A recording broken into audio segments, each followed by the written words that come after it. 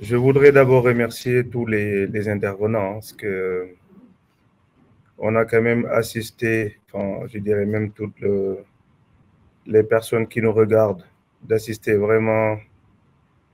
à un panel de qualité, vraiment, parce que les débats, les interventions ont été très, très, très enrichissantes. Je pense que on a eu vraiment beaucoup de plaisir à écouter tous les intervenants. Malgré le temps qui nous est imparti, je pense qu'on aurait pris pratiquement toute l'après-midi pour les écouter, tellement les choses qui ont été dites et bien dites pour la plupart. Mais j'aimerais juste revenir sur faire un petit ramassis de tout ce qui a été dit,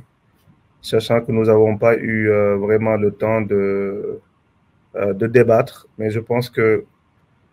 pourquoi nous avons eu l'initiative d'avoir ces échanges-là aujourd'hui? Parce que, comme vous le savez, nous sommes là que depuis 3 mois. Et notre réflexe premier a été d'abord d'inviter les gens et les autres à échanger sur dans un cadre beaucoup plus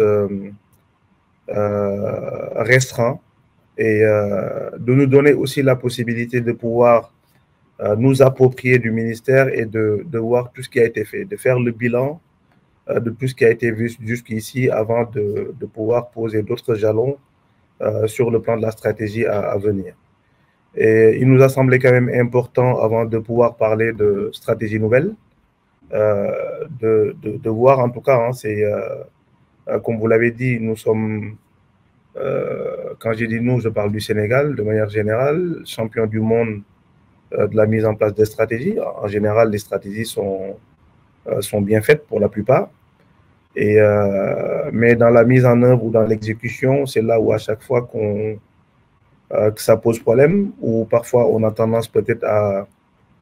à mettre un peu les charrues avant les bœufs. J'ai bien aimé l'expression de Mustapha tout à l'heure qui disait que on ne peut pas construire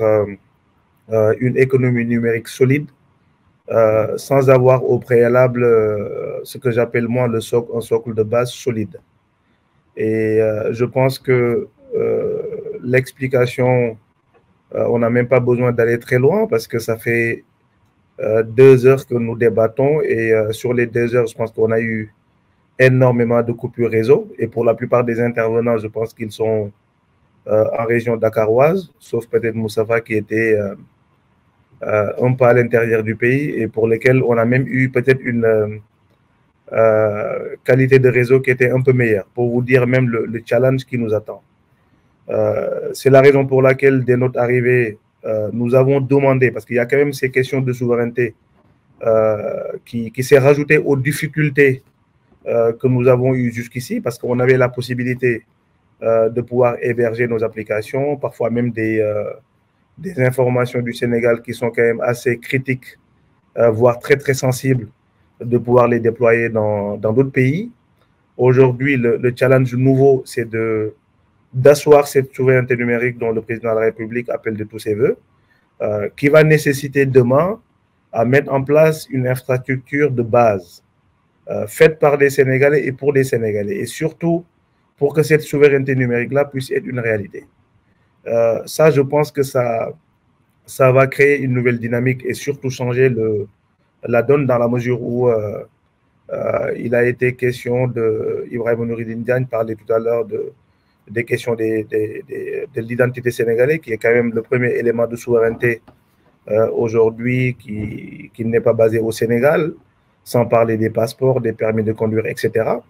Et pour pouvoir évoluer tout ça, nous, l'idée première, ça a été de voir, d'évaluer en termes de volume toutes les données, qu'elles soient sensibles, critiques ou même données simples, des Sénégalais qui sont aujourd'hui basés comment dire, à l'étranger. De pouvoir le quantifier en termes de volume et de revenir dans un second temps pour pouvoir asseoir notre socle de base sur ces données-là, en plus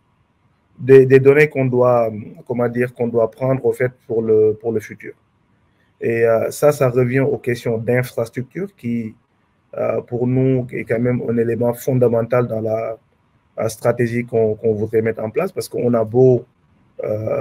digitaliser, on a beau avoir les meilleurs programmes de digitalisation, nous avons beau avoir un écosystème, etc., qu'on se veut demain performant avec une réalisation d'un certain nombre de logiciels de qualité. Si on n'arrive pas à asseoir une infrastructure de base de qualité, ce sera compliqué d'héberger toutes ces données-là. Donc, nous en sommes conscients que on a beau, enfin, même Ibrahima parlait tout à l'heure des quick wins, hein, c'est en parlant de vitesse d'exécution par rapport aux quick wins qu'on pourrait montrer au Sénégalais tout de suite. Tout ça, nous en sommes conscients. Mais encore une fois, je me permets de répéter que cette nouvelle donne qui consiste à asseoir cette souveraineté répond quand même à un certain nombre d'exigences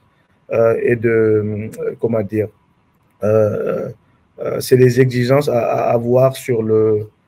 pour pouvoir respecter en tout cas ces normes-là. C'est pour ça qu'il faut peut-être partir sur un système hybride qui nous permettra demain de, parce que c'est du CAPEX, hein, ça prend du temps à mettre en place des data centers, demain à avoir notre cloud souverain, etc. C'est des choses qui prennent un peu de temps. Versus le développement de logiciels, la digitalisation de l'administration, la digitalisation des services, etc., qui peuvent se faire avec, dans un délai très court. Mais encore une fois, c'est cette notion-là de souveraineté qui, quand même, qu'il faut prendre en compte dans la réalisation de cette digitalisation qu'on voudrait mettre en place pour, encore une fois, le service des citoyens, parce que je pense que c'est Mme Diop qui disait tout à l'heure qu'il faut quand même qu'on repense notre modèle qui consiste à vouloir mettre en place des stratégies, mais on le fait pour qui? Nous avons toujours milité pour le local content, comme pardon, c'est Antoine qui disait ça, je pense, tout à l'heure, qui consiste à redonner le secteur privé, en tout cas à l'accompagner, et pour qu'elle puisse se voir, en tout cas dans ce programme de digitalisation que nous voulons mettre en place. Moi, j'ai tendance à dire souvent, pour vous rassurer, que l'État n'a pas vocation à créer de l'emploi, même si aujourd'hui, elle peut aujourd'hui s'adosser sur un secteur privé fort et compétent. Et ça, on ne le dit pas pour sortir des mots comme ça. On le dit parce que nous en sommes conscients. D'ailleurs, c'est pour moi-même l'occasion de rendre des Sénégalais, en tout cas, qui nous ont beaucoup écrit et qui ont énormément de contributions à faire valoir ici sur le plan national comme dans la diaspora,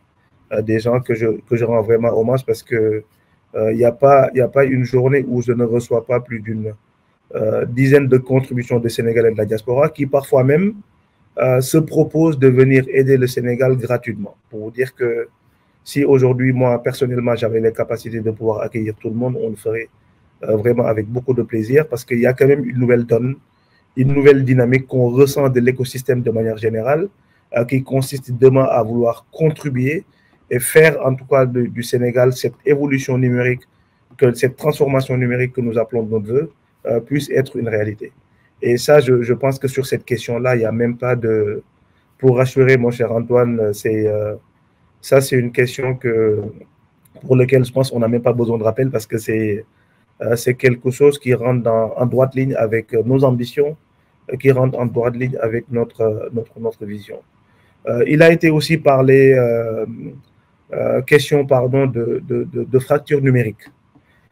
Aujourd'hui, il y a un certain nombre de choses qui ont été faites, mais encore une fois, je prends l'exemple même de nous qui sommes pour la plupart à Dakar et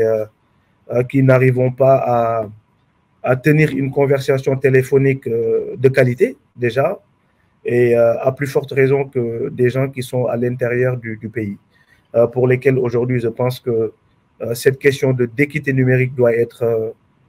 résolue une bonne fois pour toutes. Parce que, comme Mme Diop disait tout à l'heure, justement, le Sénégal ne se résume pas à Dakar et on a beau mettre en place toute la stratégie du monde. On a beau mettre en place, digitaliser tout le Sénégal. Mais si ceci, encore une fois, il faut se mettre à l'idée que nous le faisons au service des citoyens, d'où qu'ils se trouvent dans ce pays-là. Et sans cela, si on ne règle pas les problèmes de connectivité pour que les Sénégalais, tous les Sénégalais puissent être logés à la même enseigne, je pense qu'on sera trompé de cible. C'est pour ça, c'est énormément de choses qu'il faut prendre en compte et qui vont tous de pair. Et si toute la chaîne de valeur qu'on n'arrive pas, en tout cas, à avancer de manière parallèlement sur toutes les spécificités que comporte cette chaîne de valeur, je pense qu'on n'arrivera pas à mettre en place la stratégie que nous voulons. Et en termes de résultats et de suivi sur lesquels les intervenants ont beaucoup insisté, je pense que ça risquera d'asseoir en tout cas une souveraineté numérique telle que nous l'entendons, nous qui avons peut-être la chance d'évoluer dans ce domaine et qui connaissons les spécificités. Mais encore une fois, il faut parfois qu'on sorte un peu de notre bulle, même si je puis dire.